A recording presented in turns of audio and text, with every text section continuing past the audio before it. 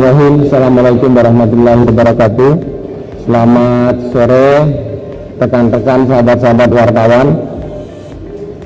Pada hari ini tanggal 13 Oktober 2020 bertepatan pada hari Selasa, kami bersama-sama dari pimpinan fraksi, ada Pak Utut dari fraksi PDI Perjuangan, kemudian ada Kapoksi dari fraksi PDI Perjuangan di Badan Legislasi, Pak Andreas, kemudian ada Ketua Badan Legislasi dari fraksi Partai Gerindra, Pak Supratman Abbas, kemudian Ketua fraksi Partai Golkar, Pak Tahar, kemudian Ibu Neng En dari fraksi Partai Kebangkitan Bangsa, kemudian Ibu Nurul Arifin dari fraksi Partai Golkar, pimpinan dari Poksi Badan Legislasi, kemudian ada Pak Lamhot Sinaga dari fraksi Partai Golkar dari Badan Legislasi,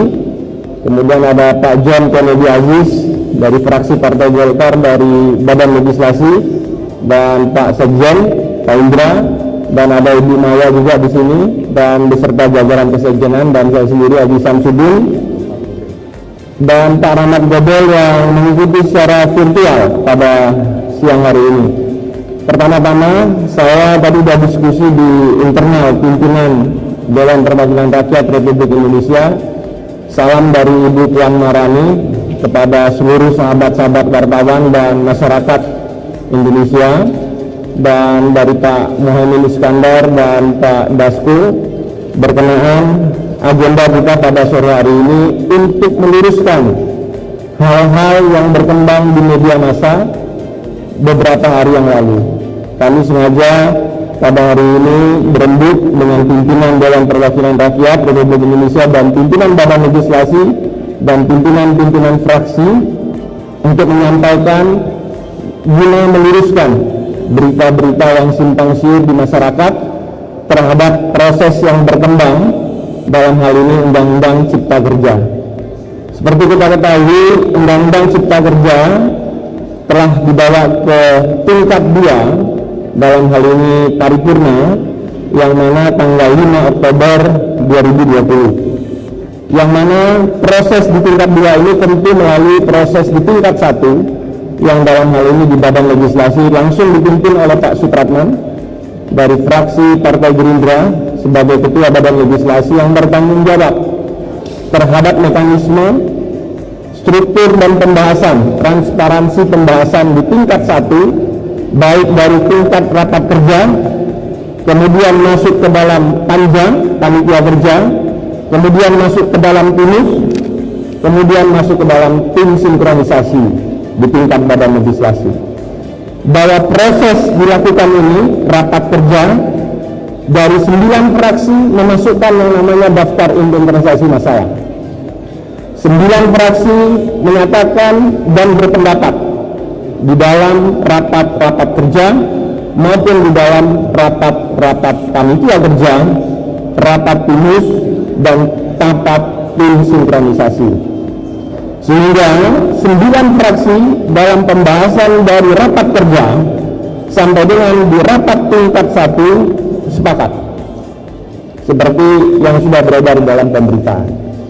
Adapun hal-hal yang berkembang di dalam daftar inventarisasi masalah berkenaan dengan klaster-klaster yang ada, perlu nanti disampaikan kepada publik, tentunya pada saat yang tiba, yaitu pada saat besok tanggal 14 Oktober 2020, berdasarkan mekanisme tata tertib DPR, khususnya di dalam pasal 164, bahwa Dewan Perwakilan Rakyat Republik Indonesia memiliki jangka waktu 7 hari. Pada saat setelah tingkat 2, DPR memiliki waktu 7 hari kerja merujuk kepada pasal 1 butir 18 tata tertib DPR, yang dimaksud dengan hari kerja adalah hari kerja, yaitu Senin sampai dengan hari Jumat. Sehingga tenggang waktu untuk penyampaian Undang-Undang Cipta Kerja ini akan jatuh pada tanggal 14 Oktober 2020, tepatnya besok pukul 00. pada saat besok. Sehingga nanti pada saat resmi besok undang-undang Cipta Kerja ini dikirim ke Presiden, dalam hal ini sebagai kepala pemerintahan, maka secara resmi undang-undang ini menjadi milik publik secara mekanisme. Hal ini perlu kami sampaikan. Hal-hal yang berkaitan dengan substansi tadi dalam pembahasan di tingkat rapat kerja, 9 fraksi menyepakati, mengikuti dan menyerahkan daftar inventarisasi masalah. 9 fraksi sepakat untuk melakukan pembahasan. Kemudian dalam proses rapat kerja menuju rapat panitia kerja, pimpinan Badan Legislasi dan pimpinan Panja mengadakan yang namanya rapat dengar pendapat umum. Rapat dengar pendapat umum dilakukan hampir sebanyak 88 kali, baik secara fisik maupun secara virtual.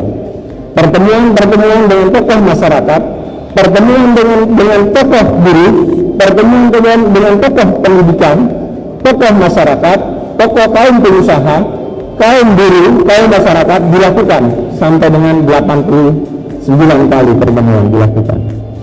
Proses itu dilakukan baik secara fisik, baik juga secara virtual. Adapun data, rekaman, pembicaraan akan kami lampirkan kepada pemerintah dalam catatan Minderes Nota. Bahwa dalam hal ini pimpinan Balek Pak Supratman mengetahui secara persis mekanisme dan tata cara prosedur dalam menegakkan aturan, dalam menentukan dan memutuskan pasal demi pasal, ayat demi ayat, baik di dalam mekanisme rapat kerja, mekanisme di dalam rapat panja, mekanisme di dalam rapat timus, dan mekanisme di dalam rapat tim sinkronisasi. Adapun yang berkembang beberapa hari terakhir berkenaan kenapa kok belum diserahkan kepada pemerintah. Bahwa dalam hal ini Kesekjenan Pak Indra melaporkan kepada pimpinan DPR memerlukan waktu untuk melakukan editing proses penyelidikan dalam rangka menyiapkan lampiran-lampiran yang berkaitan dengan Undang-Undang Cipta Kerja ini untuk menjadi bagian yang tidak terpisahkan di dalam proses pengiriman berkas Undang-Undang Cipta Kerja ini kepada pemerintah, yang jatuh waktu tentunya adalah tanggal 14 Oktober 2020. Yang kedua, berkenaan dengan jumlah halaman, perlu kami sampaikan kepada khalayak masyarakat melalui sahabat-sahabat wartawan pada sore hari ini bahwa mengenai jumlah halaman itu adalah mekanisme pengetikan dan editing tentang kualitas dan besarnya kertas daripada yang diketik. Proses yang ada dilakukan di Balek itu menggunakan kertas biasa. Tapi pada saat sudah masuk dalam tingkat 2, proses pengetikannya masuk di Kesekjenan, dia menggunakan legal paper yang sudah menjadi syarat ketentuan di dalam undang-undang. Sehingga besar tipisnya yang berkembang ada yang 1000 sekian, ada yang tiba-tiba 900 sekian, tapi setelah dilakukan pengetikan secara final berdasarkan legal drafter yang ditentukan dalam Kesekjenan dan mekanisme, total jumlah pasal dan kertas halaman hanya sebesar 812 halaman. Berikut undang-undang dan penjelasan Undang-Undang Cipta Kerja. Kalau sebatas kepada Undang-Undang Cipta Kerja hanya sebatas 488 halaman. Ditambah penjelasan menjadi 812 halaman. Sehingga simpang siur mengenai jumlah halaman ada yang 1000 sekian, ada yang 900 sekian. Secara resmi kami Lembaga Dewan Perwakilan Rakyat Republik Indonesia berdasarkan laporan dari Bapak Sekjen mapping jumlah halaman sebanyak 812 halaman. Nah, hal-hal ini perlu kami sampaikan untuk menyampaikan klarifikasi supaya tidak membingungkan khalayak dan masyarakat secara luas. Yang terakhir, Bapak Ibu sekalian, tentu proses ini kami memahami yang berkembang tentang proses yang ada bahwa tidak diberikannya kesempatan kepada fraksi-fraksi untuk menyampaikan pandangan-pandangan.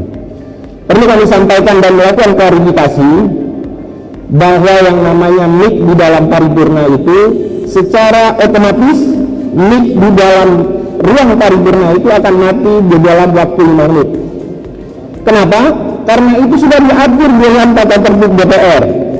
Tata tertib DPR pasal 312 dan 314 mengatur lamanya pembicara di dalam rapat-rapat terbatas 5 menit. Sehingga pada saat dia 5 menit berjalan, dia otomatis itu otomatis off, begitu, mati. Sehingga tidak ada pembatasan menyenggang demokrasi daripada salah satu sahabat saya dari fraksi tertentu yang seolah-olah kami membatasi atau tidak. Kemudian terhadap jumlah pembicara di dalam rapat paripurna memang dilakukan secara proporsional. Pada saat itu fraksi, dalam hal ini fraksi Partai Demokrat, telah diberikan kesempatan bicara kepada 4. Dalam hal itu kepada saudara yang terhormat Marwan C. Hasan, kemudian yang terhormat saudara Didi Irawadi, dan yang ketiga yang terhormat kepada saudara Iwan, dan terakhir adalah kepada saudara Dr. Beni Kaharman. Sudah 4 dari fraksi Partai Demokrat kami berikan alokasi untuk waktu, sehingga kalau dikali 5 menit dia akan bertotal 20 menit. Nah, sehingga mekanisme ini kami tegakkan dalam rangka menegakkan tata pasal-pasal yang tertuang di dalam tata tertib Dewan Perwakilan Rakyat Republik Indonesia. Demikian sahabat-sahabat wartawan dan kepada seluruh masyarakat, kami menyadari simpang siur dan pandangan yang berbeda ini tentu membuat suatu penafsiran dalam pasal. Dan sejak nanti besok kami turun, kemudian secara mekanisme dan secara tatip dalam waktu 30 hari Presiden akan mengeluarkan, dalam hal ini sebagai kepala pemerintahan, mengeluarkan LDM, dan secara otomatis undang-undang ini berlaku. Dan bagi sahabat-sahabat dan masyarakat yang masih pro dan kontra, ada mekanisme konstitusi yang dibuka oleh aturan-aturan konstitusi kita melalui mekanisme Mahkamah Konstitusi.